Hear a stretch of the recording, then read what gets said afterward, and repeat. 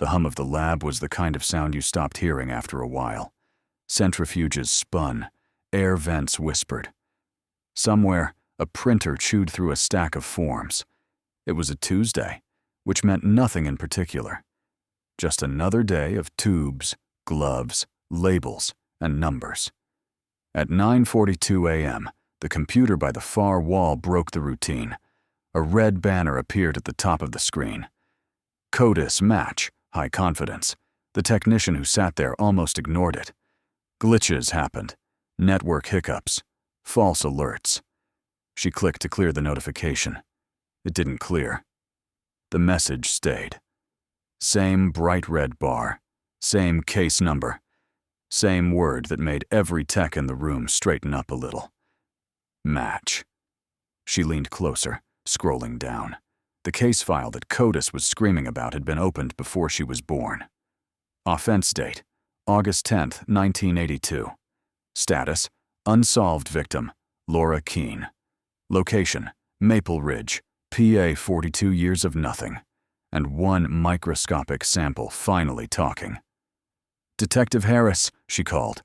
You need to see this. Footsteps crossed the lab. A woman in her 40s, dark hair pulled back, badge on her belt, came over with a paper cup of coffee in her hand. She expected a minor hit on a recent burglary.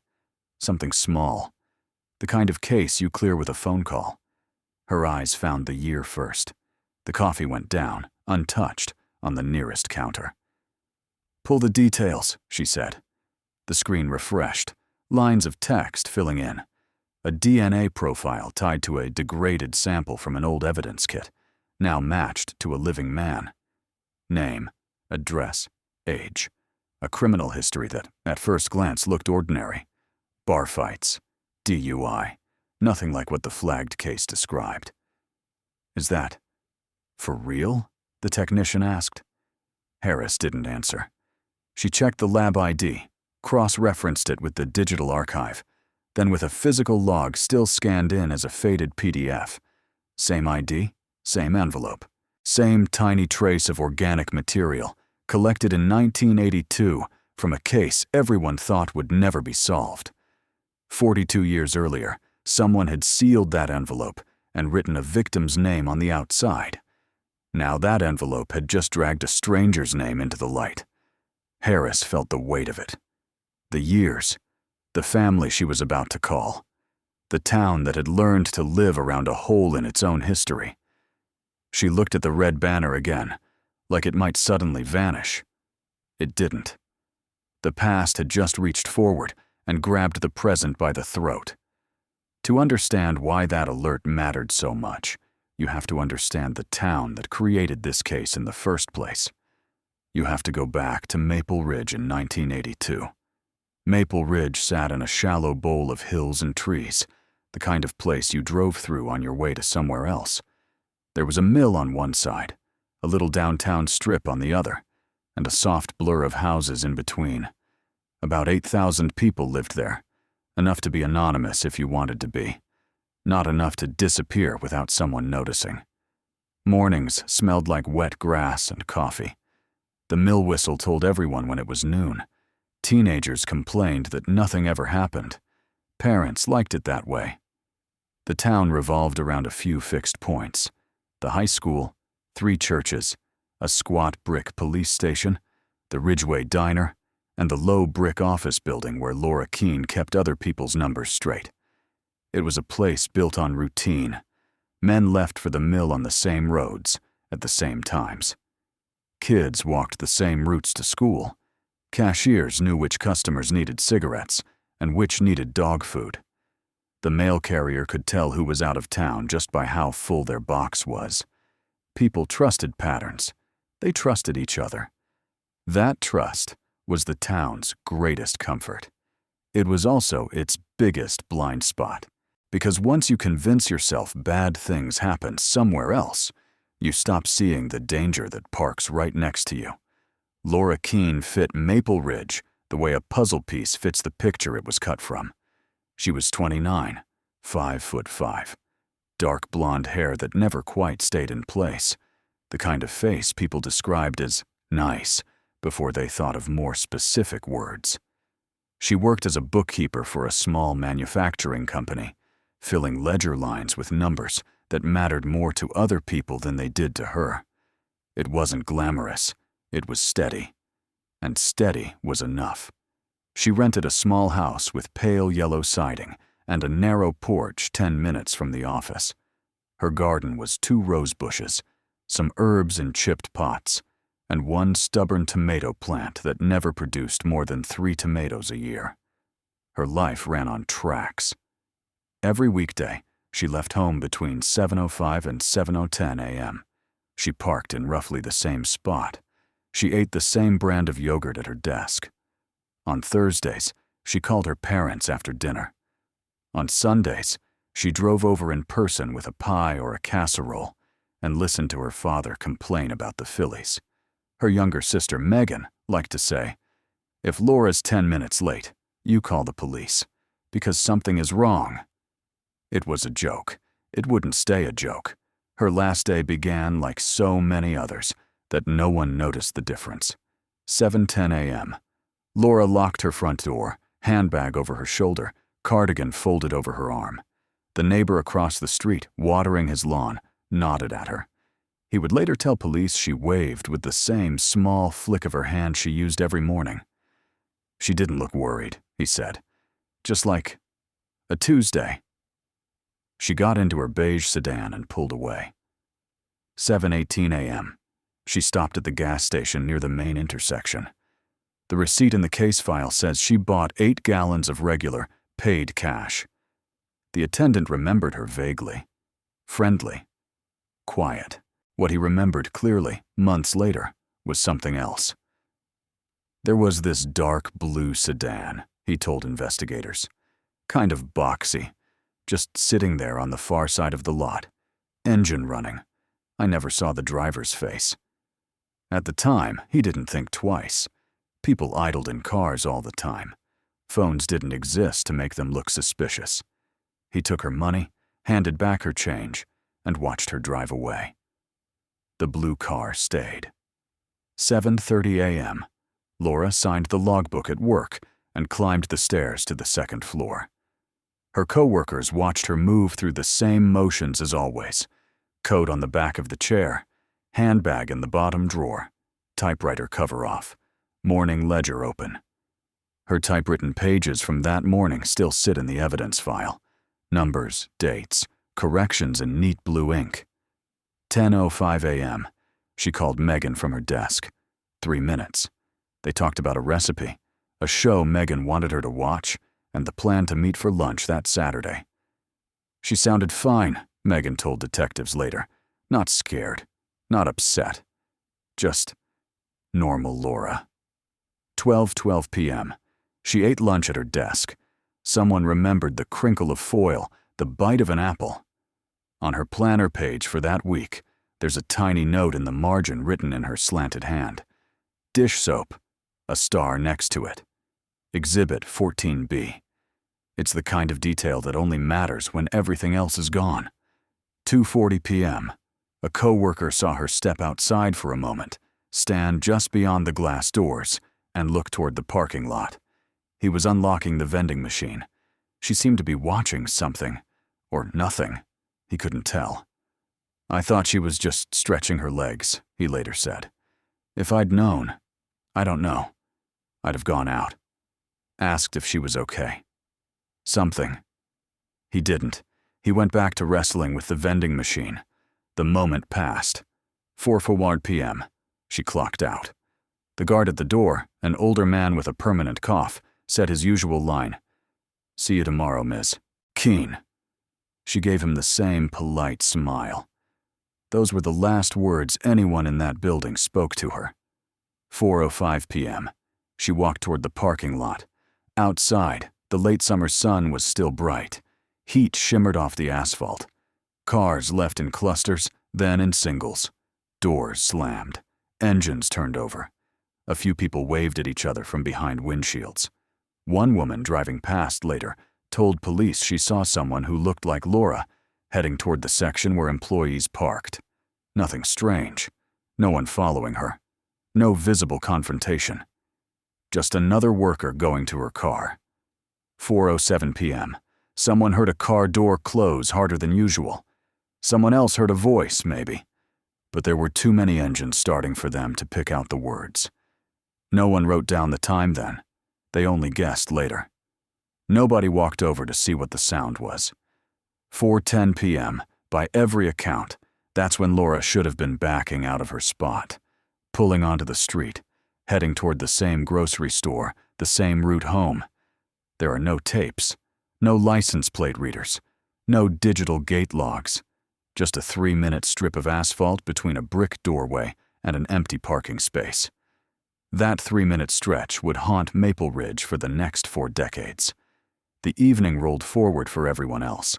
At 5:00 p.m., her mother glanced at the clock and assumed Laura was making dinner. They were supposed to talk later in the week. At 6:15 p.m., Megan dialed her sister's landline to ask about a new recipe. The phone rang until the machine picked up. Megan listened to Laura's recorded voice, left a quick message and hung up. It was unusual, but not alarming. Not yet. At 7:30 p.m., their mother tried calling. No answer. By 8:01 p.m., the porch light at the Keene house was still off. The neighbor across the street, the one who'd seen her leave that morning, noticed. She always turned it on around dusk. It was a small habit, but she rarely broke it. He stood at his front window for a while, watching the dark doorway across the street. He thought about walking over. He didn't. At 9:20 p.m., Megan tried again. No answer. No machine this time. Just a ringing that went on and on. She always calls back, Megan kept repeating later. Always. Even if it's late. Even if she's tired. By 10:45 p.m., Laura's car was still missing from its usual spot in the driveway. A friend who drove by saw the empty patch of concrete and felt his stomach drop. She never parked anywhere else overnight, he told police. If that car wasn't there, she wasn't home. Period. They called again. No answer. Just after midnight, the Keene family reported Laura missing. By then, 8 hours had gone by since she walked out of the office door. 8 hours of tracks smearing, memories softening, and chances draining away. The first place officers went was her house. The door was locked. There were no signs of forced entry, no broken windows, no scuff marks on the frame. Inside, everything looked like life paused in the middle of a sentence. A mug sat by the sink with a faint ring of coffee at the bottom. Vegetables waited half-washed in a colander. The planner was open on the kitchen table with the same week visible. Lunch with Megan, circled in blue for Saturday. Her bed was made. Her sleep clothes were still folded on the chair. Her suitcase was in the closet. Her toothbrush was dry. There were no overturned chairs, no blood, no obvious struggle. Just absence. Megan walked through the house with the officers, arms wrapped around herself, pointing out tiny things only a sister would notice. "That book," she said quietly. She was halfway through it. She wouldn't just leave it. "Her purse?" an officer asked. There was a pause. "It's not here," Megan said. "She takes it to work, but she always brings it back." That meant one thing. Whatever had happened began after she left the office and before she ever made it home. The next stop was the parking lot outside the brick building. By then, it was nearly dawn. The scene was wide open, exposed to the night, to any curious driver who had passed through. Her car was not in its usual space. There was nothing to cordon off. No shattered glass, no dropped handbag, no streaks on the asphalt screaming that something terrible had happened there. It looked like any other workplace lot. Officers walked the route from the door to the space Laura usually used, flashlights sweeping. They checked storm drains, patches of dirt, the thin strip of grass by the tree line. Near the edge of that grass, one officer's light caught something faint, a pale mark on the asphalt, like a scuffed heel dragged sideways and pivoted. It could have been old. It could have been nothing. They photographed it anyway. In the grass itself, clinging to a blade like it had no intention of ever leaving, was a single reddish synthetic fiber. Short. Fine. Barely visible to the naked eye. It didn't match the clothes she'd been wearing. It didn't match anything obvious on her desk or in her car. It certainly didn't belong in the dust and dry grass of that lot. Could be trash from anywhere, one detective muttered. Could be, the crime scene tech said.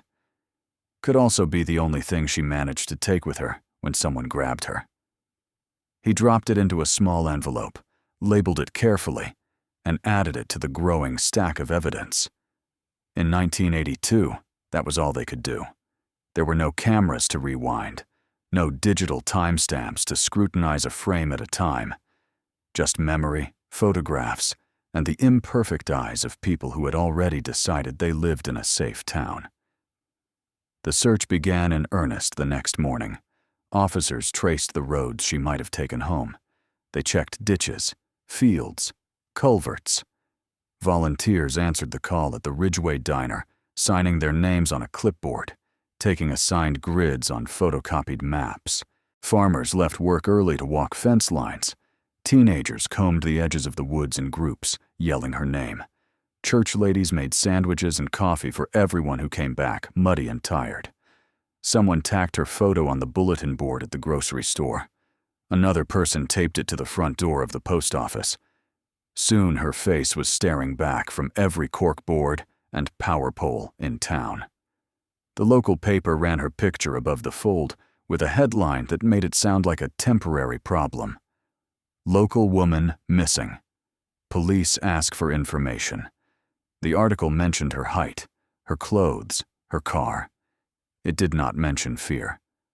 That was something people said out loud only in kitchens, in parked cars, on late-night phone calls. In those first days, the Keene house filled with family and friends. The coffee maker never stopped. Her mother sat at the kitchen table, phone clutched in her hand, so tightly her knuckles turned white. "What if she comes home and no one's here?" she asked at one point, voice cracking. "We'll be here," her husband said. "One of us. Always." He said it like a promise. It felt like a prayer. Megan helped detectives make a list of everyone in Laura's life. Old boyfriends, coworkers, neighbors, the man who bagged her groceries, the mechanic who serviced her car. Anyone whose name came up twice went on a separate page. Police talked to all of them. They checked Laura's bank accounts. No withdrawals. Her credit cards. No charges. Her social security number. No hits. Nothing.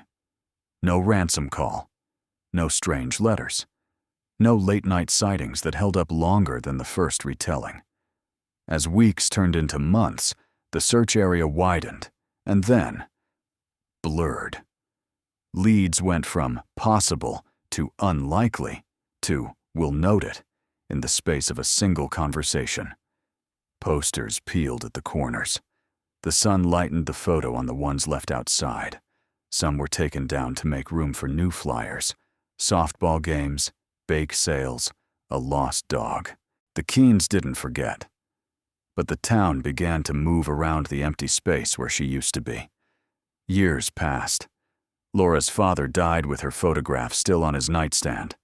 Her mother moved to a smaller house, but set the old phone on the same side table, keeping the same number, letting it ring a little longer every time. Megan married, had 2 children, took a job in another town, but she never changed her number either. Once a year, on the anniversary of her sister's disappearance, she drove back to Maple Ridge, stood by the empty plot where a headstone should have been, and told Laura everything she'd missed that year. New officers joined the Maple Ridge Police Department. For them, the Keene file was a story older colleagues talked about on slow nights, a warning, a ghost. The cardboard box with her name on it moved as the station moved, as storage rooms were cleaned out, as evidence policies changed. It gathered dust, then lost it, then gathered it again. Every few years, some detective with fresh energy would pull it off the shelf. They would spread the contents over a table, photographs of the driveway, copies of the missing posters, notes from interviews, maps with yellowed tape, the envelope with a single reddish fiber tucked carefully inside. They would read. They would imagine what they might have done differently. They would make a few phone calls. They would run the old fingerprints against whatever new database existed. And then, usually, they would close the box again. No new leads, the log would say in thin black handwriting. The case didn't so much die as sink to the bottom, buried under newer files, newer crises, newer tragedies, until the state decided to go digging. 42 years after Laura walked out of her office, a statewide initiative cleared a chunk of budget for one specific purpose: re-examining cold cases with new forensic tools. Shelves in evidence rooms started to empty. Boxes left their resting places, tagged for transport to the state lab. Maple Ridge sent a small stack of its own ghosts. One of those boxes had Keene, Laura, 1982, written on the side. In the lab, technicians opened the envelope with the reddish fiber and a few other preserved samples from the case. Methods that didn't exist in 1982 were now routine. Kits could pull DNA from traces that would have been laughably small to earlier generations. A partial profile emerged, not perfect, not complete, but strong enough to toss into the biggest criminal DNA database in the country and see if anything stuck. They uploaded it to CODIS. For a while, nothing happened. Then, on that ordinary Tuesday morning, the red banner appeared on the lab computer. CODIS match, high confidence. The system had found a hit. Back in the present, Detective Harris stood over the technician's shoulder and watched decades fall away on the screen. The lab ID matched the old envelope from the Keene file exactly. The new report listed a name: George R. Lang. Age, 71. Current residence, less than an hour from Maple Ridge. Harris pulled up his criminal history: a few misdemeanors, a bar fight in the early 90s, a DUI, nothing that screamed killer. But CODIS didn't care about personality. CODIS cared about molecules. She requested vehicle records. In 1982, Lang had owned a dark blue sedan, a model that had barely sold in that part of Pennsylvania. Registration records put him in the county at the time Laura disappeared. The gas station attendant's words from an interview, buried deep in the file, crawled back into relevance.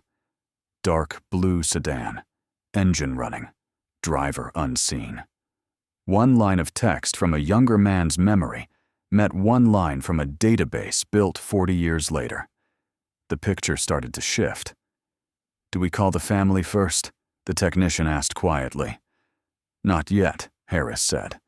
"Not until we look him in the eye." She closed the box gently, like it contained something fragile. In a way, it did. The last chance for closure anyone connected to Laura would ever get.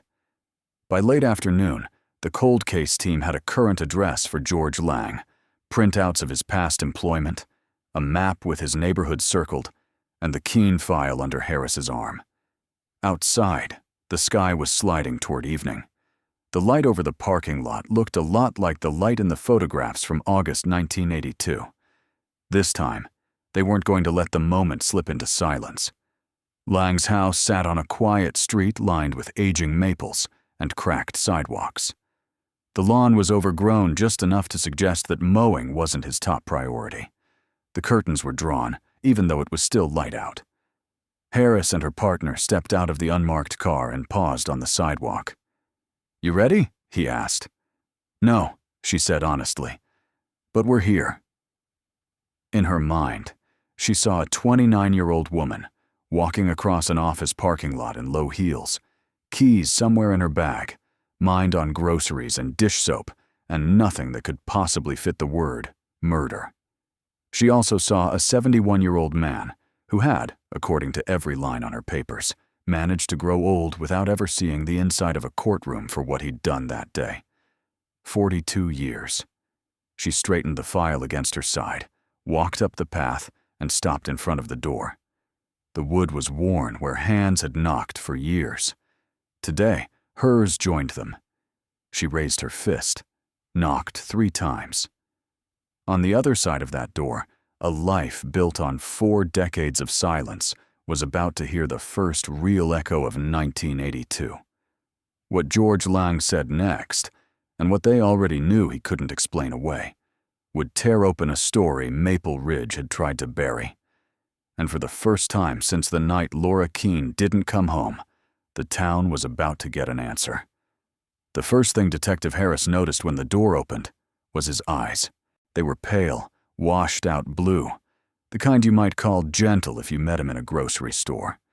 He wore an old flannel shirt, sleeves rolled up, and a pair of jeans that had seen years of use.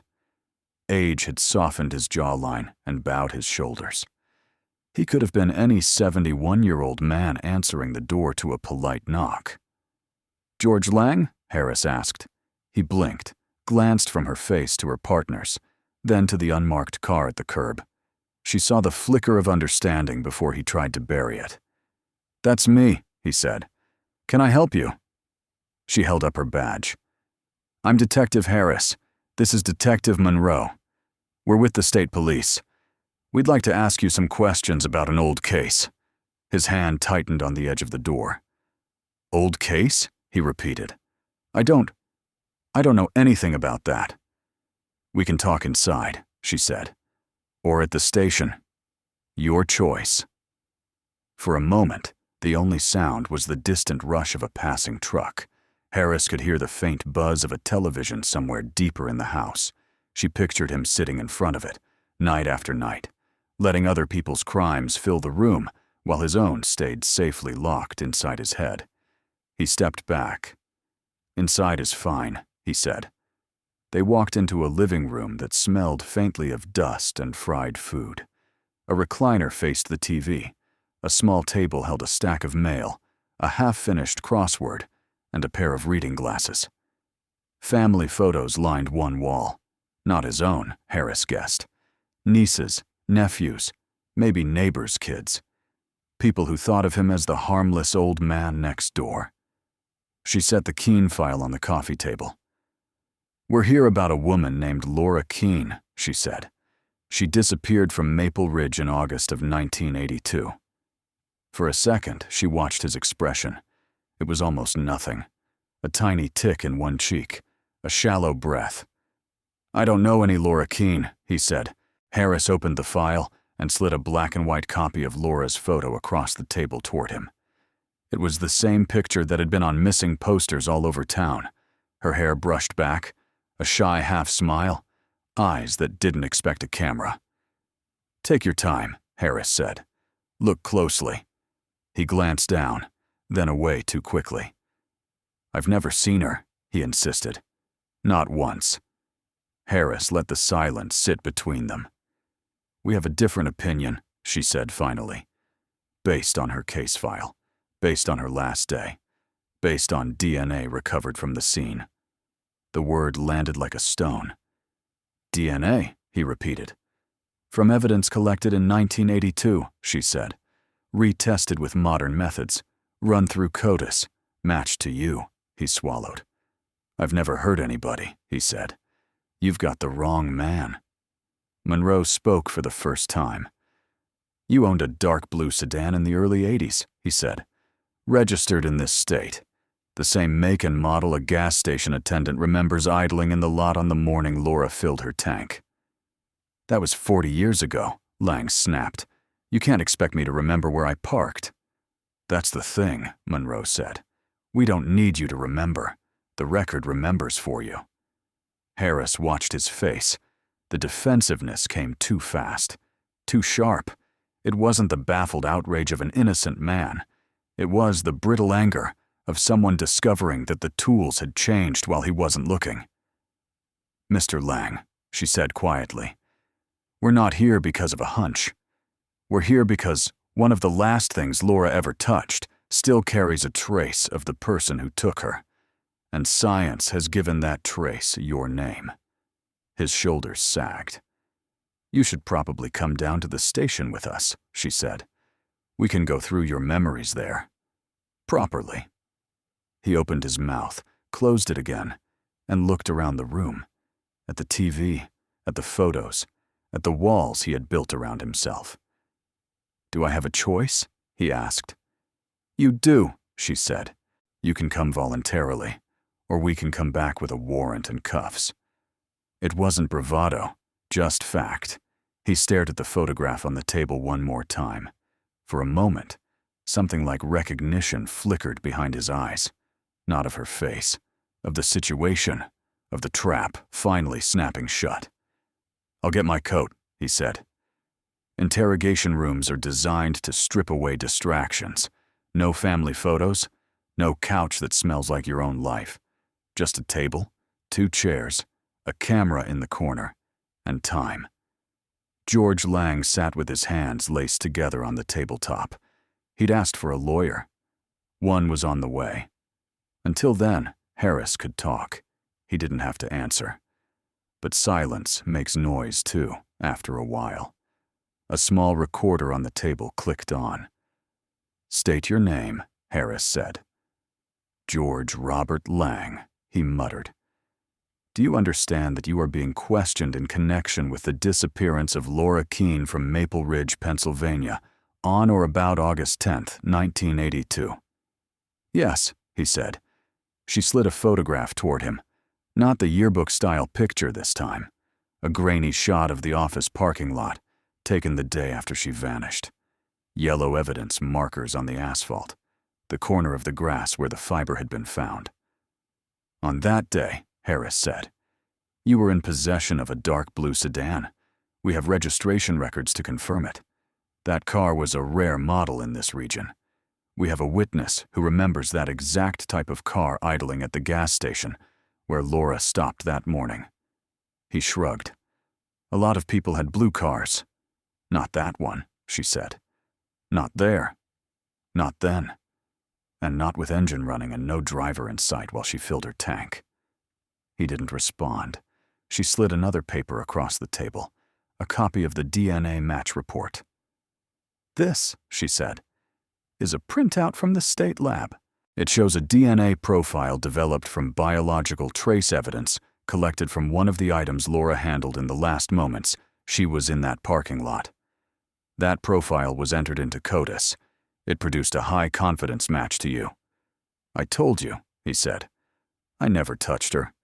I've never even heard of her." Harris leaned back. "You know what I think, Mr. Lang," she said. "I think you got used to the idea that the world stopped changing after 1982. Back then, you could leave something behind and it stayed anonymous. Back then, you could be a stranger with a car, and no one could prove what you did in those 3 minutes between the door and the driver's seat." She let the words hang in the air for a moment. "But time didn't freeze," she continued. "Science didn't freeze. And whatever you told yourself about how safe you were, this report says otherwise." His jaw tightened. Don't say I didn't hurt her," Harris cut in. "We both know that's a lie. And we both know you've had 42 years to practice it." Silence. She changed tactics. "Where were you working in August of 1982? She asked. He hesitated. "I did some construction out near Maple Ridge," he said finally. "Short-term jobs, that's all." "Which company?" she asked. He named one. It matched employment records she had already pulled for that summer. The company had done contract work not far from Laura's office. Their lunch breaks overlapped with her walk to the gas station. "Did you ever see her?" Harris asked. "I don't remember," he said. "That's not what I asked," she said. "I didn't ask if you remember her name. I asked if you ever saw a young woman walking alone across that lot, day after day, same time, same path." His throat worked. "People come and go," he said. "You notice them. You don't think anything." On the recording, there was a faint scratching noise. That was Harris's pen moving on her notepad. She wasn't writing anything useful. She already knew that sometimes the act of watching someone write made them talk more. 42 years is a long time to carry something like this around, she said softly. Maybe you've convinced yourself it was an accident. Maybe you tell yourself she got in willingly. Maybe you've cut the story in your head so many times that part of you actually believes it. He stared at her. You don't know what you're talking about, he said. Then help me, she said. Because I know this. Laura left work at 4 o'clock expecting to buy dish soap, make dinner, and call her family that night. She never got home. A microscopic trace of you ended up on something she touched in those final minutes. And you have never once called the police in 4 decades to say, I might have seen something that day. She pushed Laura's photograph closer until it nearly touched his hands. Look at her, she said. Then tell me nothing happened. He didn't look. He looked at the table, at the wall, at the two-way mirror he pretended not to see.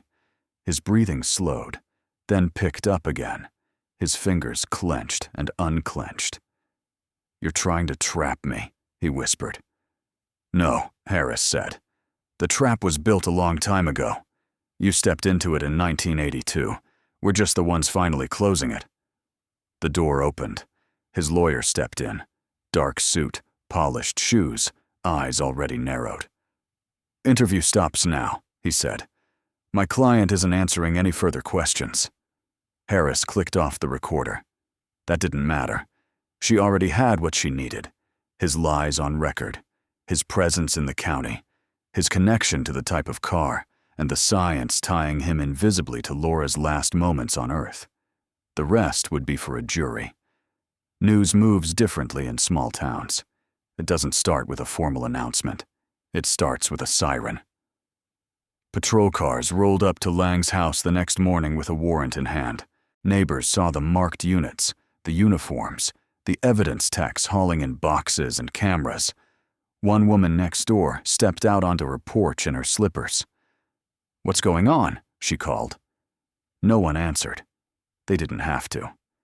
People know what it means when officers come with gloves and paper bags and stay for hours. By afternoon, Maple Ridge knew 2 things.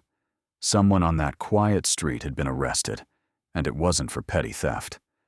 When the name came out, the reaction was almost the same everywhere. George? The man who had helped carry groceries for an elderly neighbor. The man who had once fixed a kid's bike for free. The man who waved from his porch at the mail carrier every day. He had lived a long, small life among them, fading into the background so thoroughly that most people stopped seeing him at all. Now, they were replaying every interaction they'd ever had. He used to stand by that fence and watch the kids walk to school, one neighbor said, shaking her head. We thought he was just lonely. He never seemed dangerous, another said. Just quiet. At the Keene house, the phone rang so often Megan had to take it off the hook. They had moved their mother into assisted living a few years earlier. Her health had declined. Some days she knew what year it was. Some days she didn't. Megan drove over as soon as she got the call from Detective Harris. They sat together in a small common room that smelled like disinfectant and soup. Sunlight from a high window fell across the floor in clean rectangles. Mom, Megan said gently. They found someone. Her mother blinked. Found who? She asked. Someone they think hurt Laura, Megan said. A man, from back then. For a moment, her mother's gaze sharpened in a way Megan hadn't seen in years. Is she coming home? She asked, voice fragile and hopeful in the same breath. Megan's throat closed. No, she said. But they think they know who took her. There'll be a trial. There'll be something. Her mother looked down at her hands. Your father always said there'd be an answer, she murmured. I told him he was wrong. I told him she was just gone. Tears spilled over, unexpected and sudden. I don't know which is worse, she said.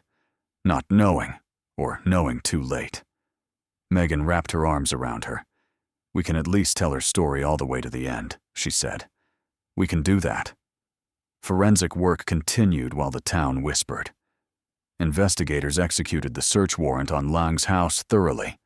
They went through old boxes, drawers, a garage that smelled of oil and mildew. They didn't expect to find a labeled trophy. Men like Lang don't usually keep obvious souvenirs. What they did find were gaps. Years with no clear explanation of where he'd lived. A stack of road maps with routes highlighted through rural areas. A shoebox filled with photographs of landscapes and roadside pullouts. Nothing criminal by themselves, but unsettling when you knew what he'd done once.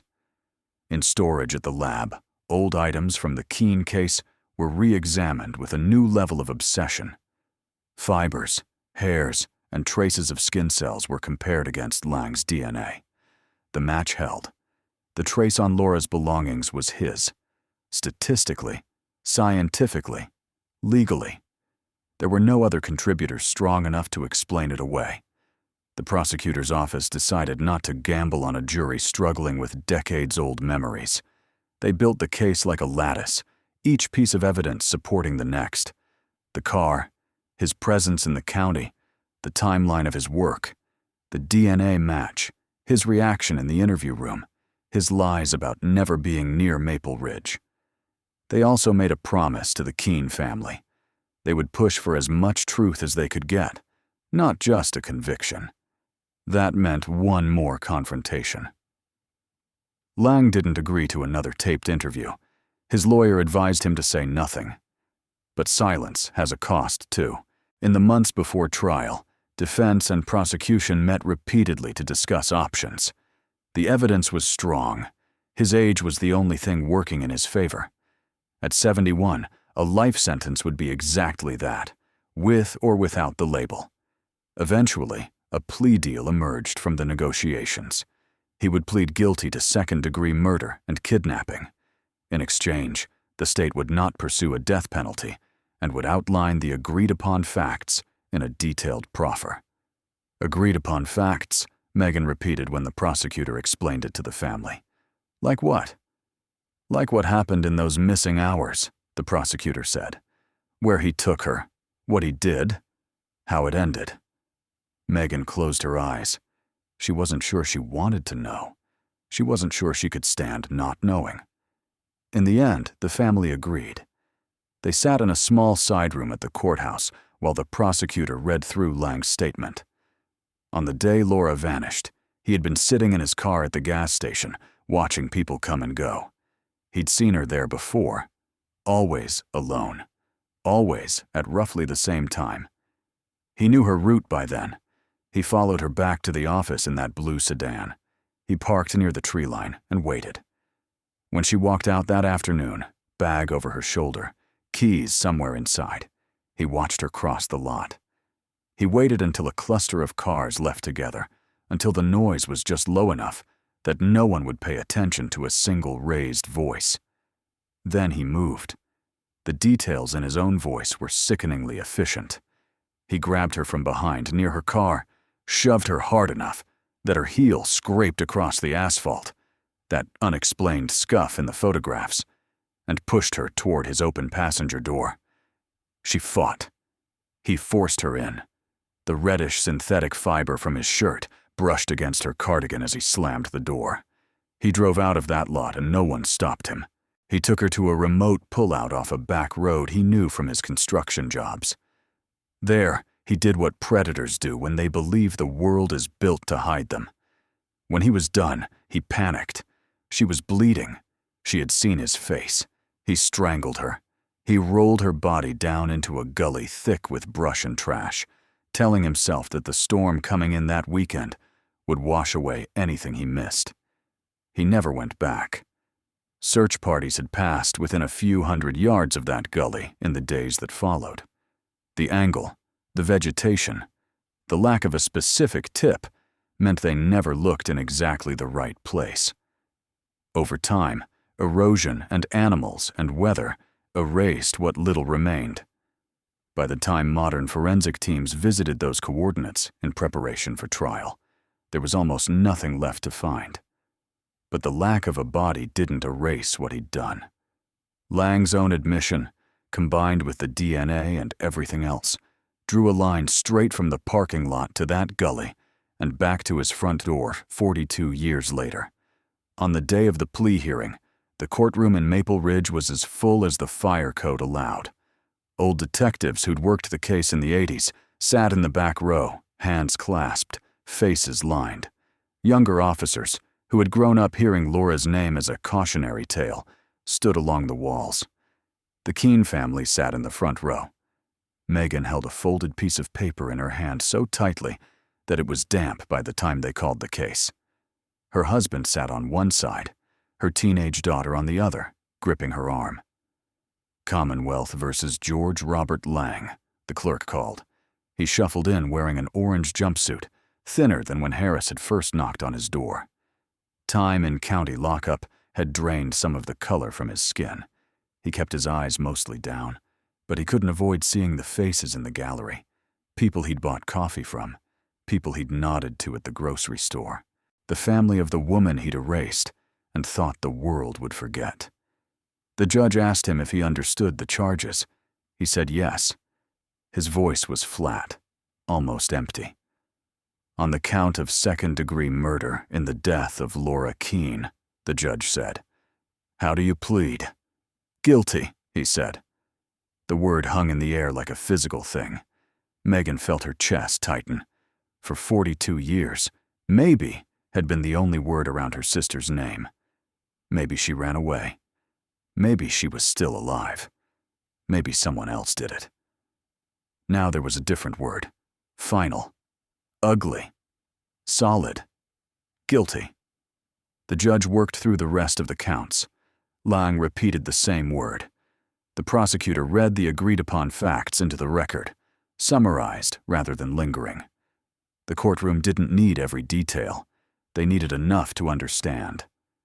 When it was over, the judge invited impact statements. Megan stood. Her legs felt like they were made of glass. She walked to the podium, unfolded the damp paper, and looked down at the words she had written at her kitchen table the night before. My name is Megan Keene, she began. Laura was my big sister. She talked about watching her sister get ready for work when they were younger, about stolen clothes and shared music and quiet talks in the dark, about the day Laura disappeared and the way their house turned into a waiting room that never closed. She described holidays with one empty chair, birthdays where they set out a slice of cake for someone who wasn't there, the way their father's shoulders had slumped over the years, the way their mother still flinched whenever the phone rang late at night. We spent 42 years not knowing, Megan said, voice trembling. 42 years wondering if this was the day someone would call. 42 years of walking through this town and thinking, is it you? Did you see her? Did you help? She turned to look at Lang. You gotta grow old, she said. You gotta sit on your porch and watch other people's children walk by. You gotta pretend to be harmless. Laura never got any of that. She took a breath. My children, she continued, grew up with a ghost instead of an aunt. My mother is hearing these details in a care facility with a memory that comes and goes. My father died without ever knowing your name. I will never get any of that back. There is no sentence that fixes this. But today, at least, there is a record that says what you did, and that you did it. She folded the paper again. Laura deserved to go home that night, she said. You took that from her, from us. All we ask is that the court takes the rest of your life from you. She stepped back. The courtroom was silent. The judge sentenced Lang to life in prison. Given his age, there was no real difference between that and the harshest punishment the state could offer. He would live out whatever time he had left under fluorescent lights and metal bars, with a number instead of a front porch. As deputies led him away, he glanced once toward the gallery. His eyes met Harris's for a fraction of a second. There was no sudden breakdown, no public apology, no dramatic confession. Just a tired old man being escorted away from a life he'd never really deserved in the first place. Sometimes justice roars. Sometimes it just closes a door and turns a key. Months later, The case file that had once been a symbol of failure sat on a different shelf. The cardboard box still said, Keene, Laura, 1982. But the status line in the system no longer read unsolved. Detective Harris visited Laura's mother one last time. They sat in the same common room, light falling across the floor at the same angle. The older woman's memory had slipped further. Some days she thought Laura was still alive. Other days, she remembered the headline. "Is it over?" she asked as Harris sat down. "As much as it can be," Harris said. "He pled guilty. He's in prison. He won't hurt anyone else." Her mother nodded slowly. "Thank you for not forgetting her," she said. "So many people did." Harris swallowed. "Your daughter didn't make it easy to forget," she said. "There were a lot of people who carried her file forward. I just happened to be the one holding it when the match came in." Later, Megan took her own children to the spot near where the office building had once stood. The company had moved years earlier. The parking lot had been repaved. The tree line was thinner. The air didn't smell like it did in 1982. "There's nothing to see," her son said. "That's the point," she answered. "Sometimes the worst thing that ever happens in a town leaves almost nothing you can point at." They put up a small plaque anyway, near a bench overlooking a patch of grass. "In memory of Laura Keene, 1953-1982, loved, missed, never forgotten."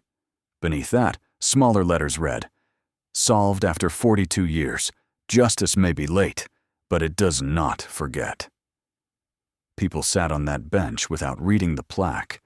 Others stopped and traced the letters with their fingers, thinking of their own losses, their own unanswered questions.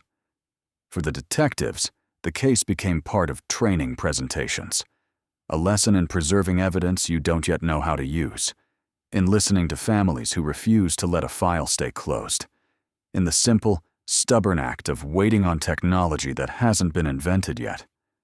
For Maple Ridge, it became something else. Proof that the stories whispered in kitchens and hallways can, sometimes, end with a name and a sentence instead of a question mark. Laura's story didn't get the ending she deserved. She never came home. She never finished her book. She never made that trip to the coast. But the man who stole those things no longer walked free under the same sky. His secret had been pulled out of a fiber, a forgotten envelope, and a red banner on a lab computer. 42 years after she vanished into 3 minutes of missing time, the truth finally came back. Not with a shout, with a quiet knock on an old man's door.